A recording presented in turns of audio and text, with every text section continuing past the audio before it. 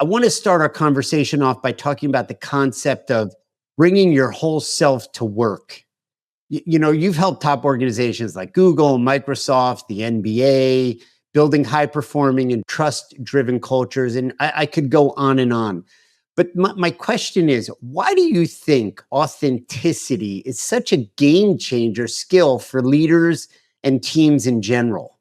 Well, I think there's a couple aspects of it, Seth. I mean, on the one side, just for us as human beings, I was always the kid in school growing up where we'd be learning whatever we were learning. And I'm like, how come they're not talking about what's really going on, like in my head or in my heart and I just think for us to be able to have the freedom to be ourselves, express ourselves, show up as who we are. I mean, as simple and sort of corny as that sounds, I think it's that much more important in today's world than ever.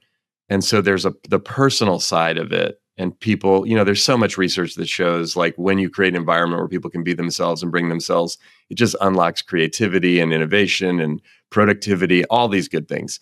And then on the team side of things, especially in today's world where we're, separated by time and space and connecting on Zoom and Teams and all the ways that the world's moving 100 miles an hour, it's so important if we're going to build trust and if people are actually going to get to know each other and be able to work with each other and collaborate and work through hard things, there's got to be a level of authenticity, which ultimately then leads to trust, and then more trust leads to more authenticity. So it kind of is a virtuous cycle.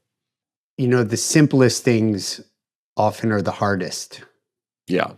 We hear this word, I think the royal we. I don't know why in the ubiquitous nature of AI, authenticity seems to having a rebirth of a rebirth of a rebirth.